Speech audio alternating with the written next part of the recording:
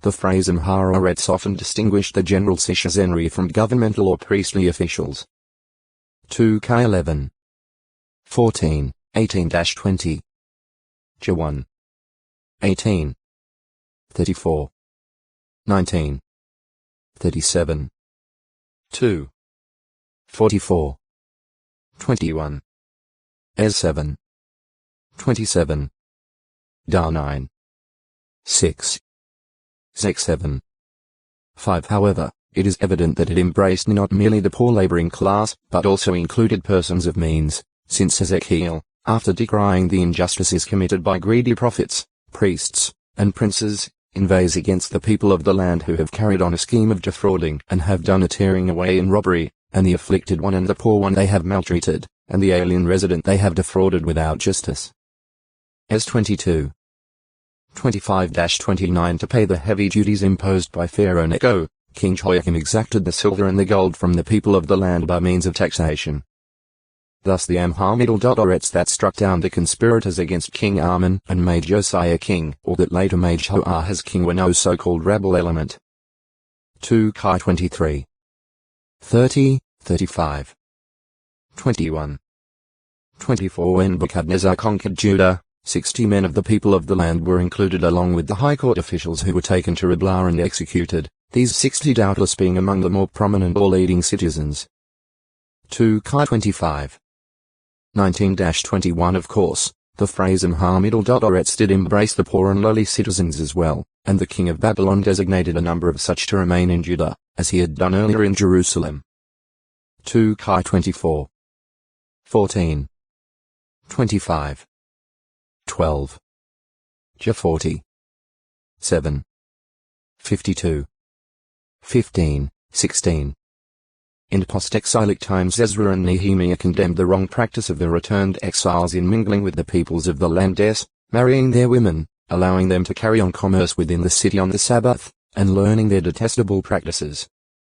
Es 9 11 10 2 11 Ne 10 28 31. The expression here referred to the surrounding non-Israelite peoples specified at Ezra 9 1 2, and the reason for separating from them was not because of any low social or economic position on their textoi acute miritra longo. Perez used the 601 sinners, and he showed affection for the people who were thrown about like sheep without a shepherd. Mount 9 13, 36. Thus the sense of Mharoretz changed from one of general respect to one of religious opprobrium, much as the Latin term paganus, from which the English word pagan is derived.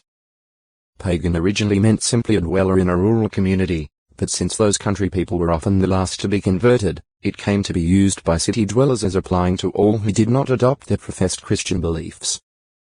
In a similar way the term heathen at first meant simply one who lived out on the heath or field.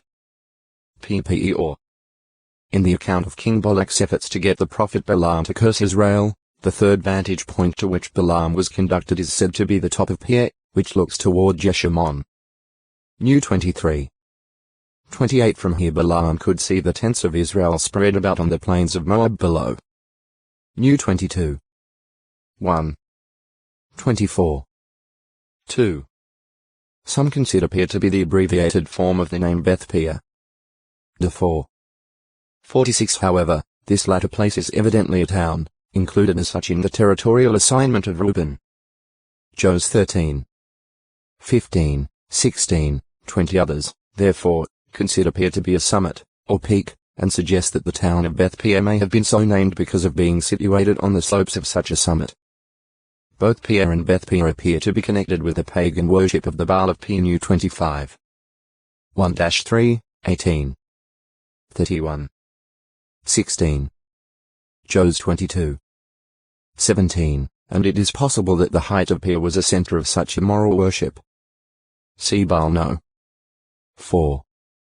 Baal of Peor. Balaam was first taken to Bamoth Baal, then to the top of Pisgah, and finally to the top of Peor. New 22 41 23 14 28. The direction of movement is from S to N and seems to indicate that Peor was N of Pisgah and Mount Nebo. Based on the testimony of Eusebius and Jerome, of the 3rd and 4th centuries CE. The summit of Pir is suggested to have been one of the peaks bordering the Wadi Husban. See Beth Pir. Perazim, Mount P-Razim breakings through. A mount seemingly referred to elsewhere as Baal Perazim. Issa 28. 21. See Baal Perazim. Perez Perez. Daniel used this Aramaic word when interpreting the handwriting on the wall, men, Tekel and Parzan. Dar 5. 25, 28. Dr. Judah Slotky points out that the handwriting means a mana, a shekel and half shekels. Cincino Books of the Bible, edited by A. Cohen, London, 1951. See also Peake's Commentary on the Bible, edited by M. Black and H. H. Rowley, London, 1964, p. 596. Since Perez is the singular number of Parzian, it would mean a half shekel. In the Prophet's interpretation of Perez, he employed two other Aramaic words spelled with the same three consonants, but vocalized differently. Perez,